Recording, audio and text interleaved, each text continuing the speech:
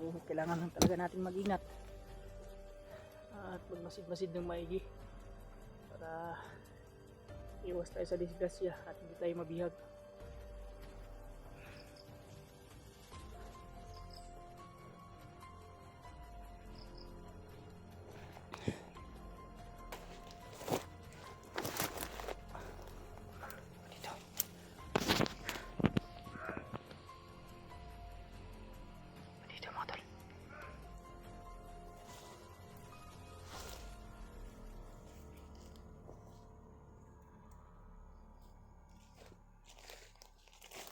Sila mo tol, kailangan natin magdako.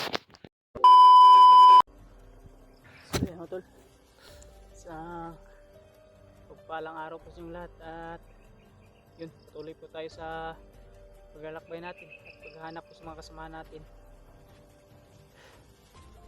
At kagabi ay nag-chat sa atin na isang naghanga natin at supporters natin at sabi ni ate sa atin na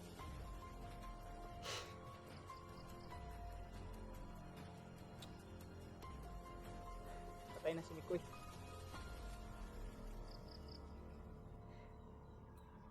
Pero may paraan naman daw para mabuhay si Mikoy mga tol. Kailangan daw mag-alay kay Tatay Lasaitan.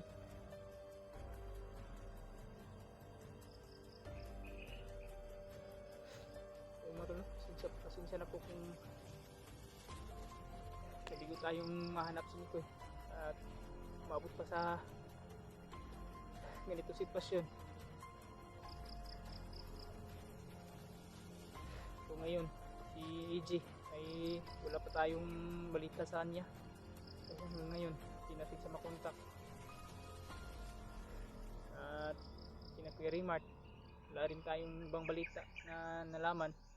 At maging nila Julio at Julius, pati na rin kina Kuya Buds, John Ray at Edward. Pero mamaya siguro ay subukan natin silang kontakin ulit at sana ay wala rin tayong makontak sila para malaman, sana alam na rin nila na ano yung nangyari kay Mikoy.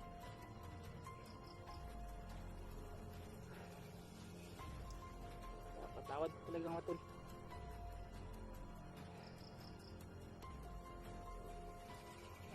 Saan yung nangyayari, pero maasa tayo na maging maayos ang lahat at mabuhay si Mikoy pamagitan ni Tatay Lasaitan.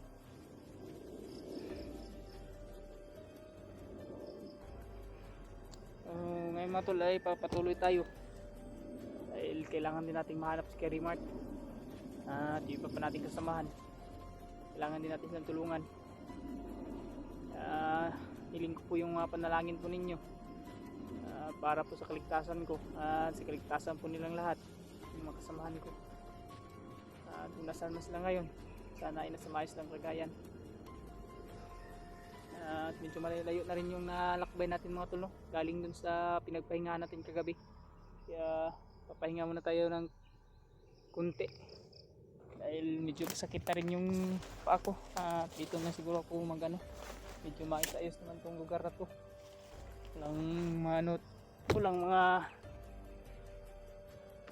kay nainalang mga galaw. So kailangan pa rin natin mag-ingat dahil sa pagkakalam naman natin na tulad ng nakita nating dalawang helicopter at batalyon ng Awanido, yun pa lang ay malalaman natin na naghahanda sila at papalakas. Kaya kailangan talaga ng iba yung pag-iingat para iwas tayo sa disgrasya at sa pagkabihag. So yun, sana isuportahan nyo pa rin ako mga tol sa mga susunod pang mga video sa pag-explore kong ito.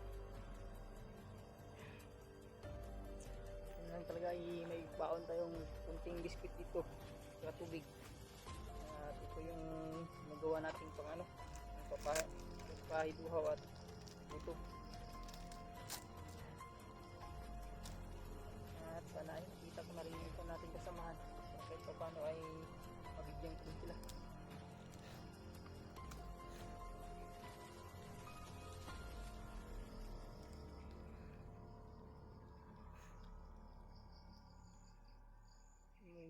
akala ko lang ay yung pamilya ni Mikoy. Bata pa yung anak niya. Kawawa talaga. At sana si Eugene ay nasa maayos na kalagayan din. And ngayon wala rin tayong update sa kanya.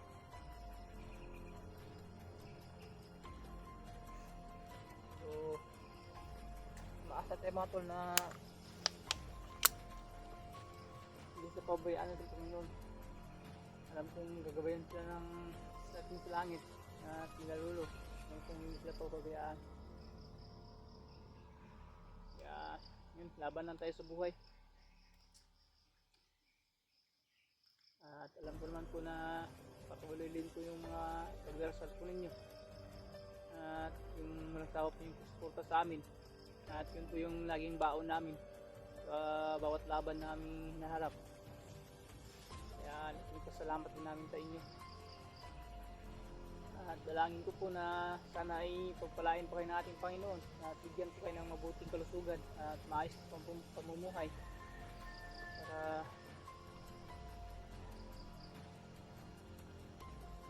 tuloy po yung mga panalangin po ninyo at suporta sa amin. Kaya salamat po sa inyong lahat.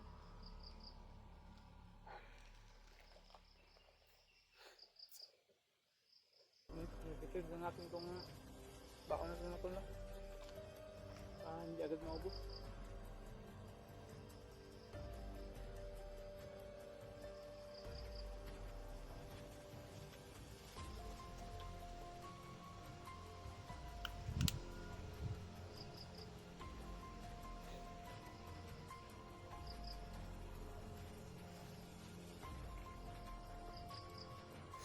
At sana sa paglalakbay natin ito ay makita tayong kasamahan natin para kahit papano ay mawala-wala yung ano natin pag-aalala sa kanila.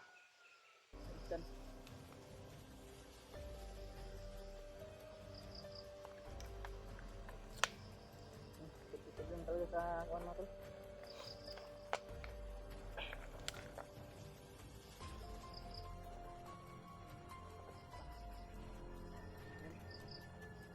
Maliit na lang na bag yung dala natin kasi alam naman po ninyo nung sa last video natin nung nailigtas natin si Jewel ay nawala po yung bag natin, kaya ito lang yung dala natin ngayon. So ayos lang, kahit pa paano may nalalagyan tayo ng gamit at kunting baon. Yung lakit kung malawak-lawak pa itong lakbay natin. At sana makita talaga natin yung iba nating kasamahan.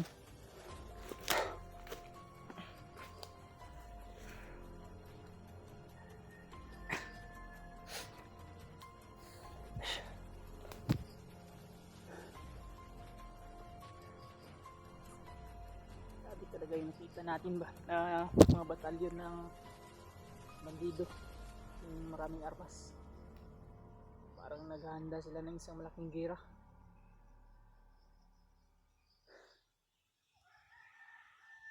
Sana lang talaga ay matapos na yung kasamaan nila.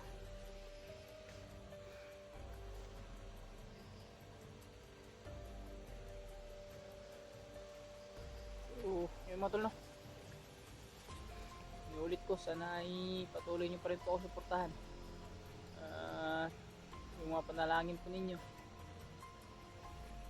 sana ay patuloy din po. At dalangin ko po na sana iligtas sila Kuya Raymart, pati na rin sila Kuya Buds at iba nating kasamahan. At hiniling ko rin po yung taos puso po yung pagdarasal para sa kaligtasan nila. At sana itulungan nyo rin po ako sa pagdarasal na mabuhay agad si Mikoy, mabuhay ulit, dahil kawawa talaga yung mag-ina niya.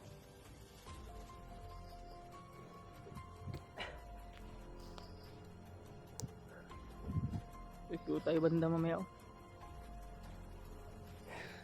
Sana may makita tayong kasamahan natin dito. Kung hindi man sila Kuya Buds o sila Julio, ay sana ay sila Brad John Ray o sila Edward.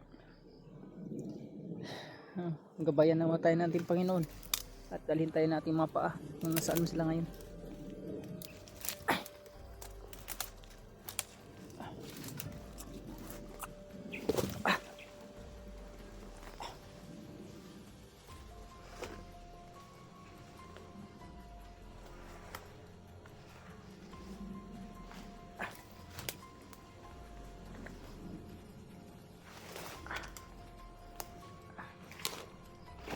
Hindi mataas ng bundok na tumutuloy. Galing tayo din kanina. Pababa ito kanina. Ngayon pataas tayo.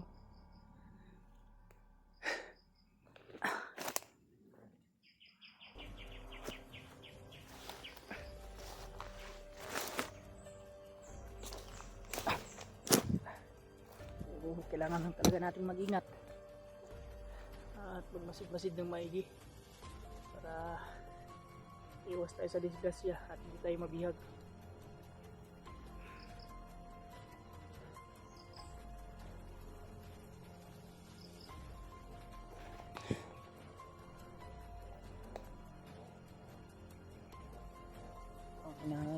Ano nang sinso natin yung mga bandido naman yan na paano may balak na gumawa ng bagong kuha nila, kuta.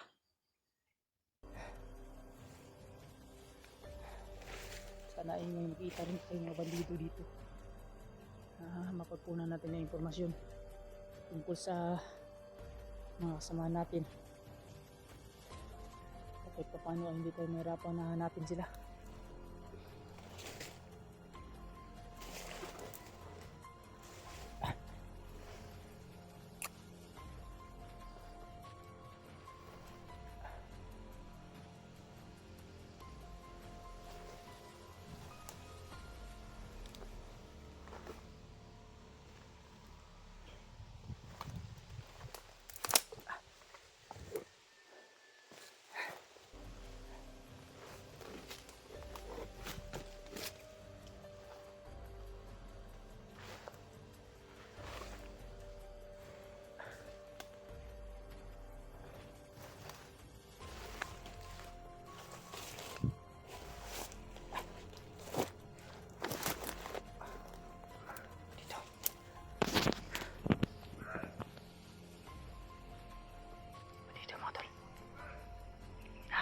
Kasamahan niya.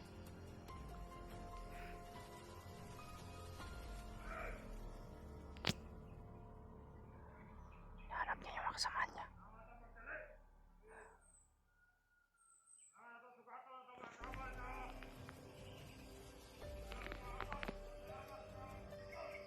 Kailangan nila magpadali dahil sunduin na nila yung kasamahan nilang may dalang mga armas. Siguro yun yung nakita nating helicopter ng mga tol, no? Na naghatid ng mga armas, na maraming armas na hinatid. At yung batalyon ng mga bandido, mga kasamahan nila yun. Kaya yun yung susunduin nila para dalhin sa kuta nila. Kailangan sundan natin ito mga bay, pero kailangan ito mag-ingat dahil mahirap na.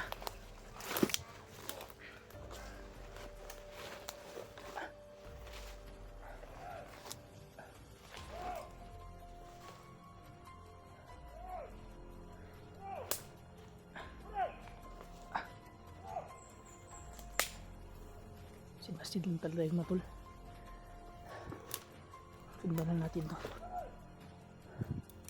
para makakuha tayo ng impormasyon, pero huwag pong magalala dahil hindi naman tayo masyadong mag-ano sa kanila.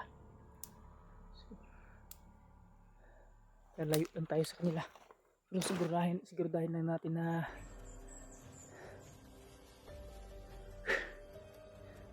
hindi sila mawala sa paningin natin.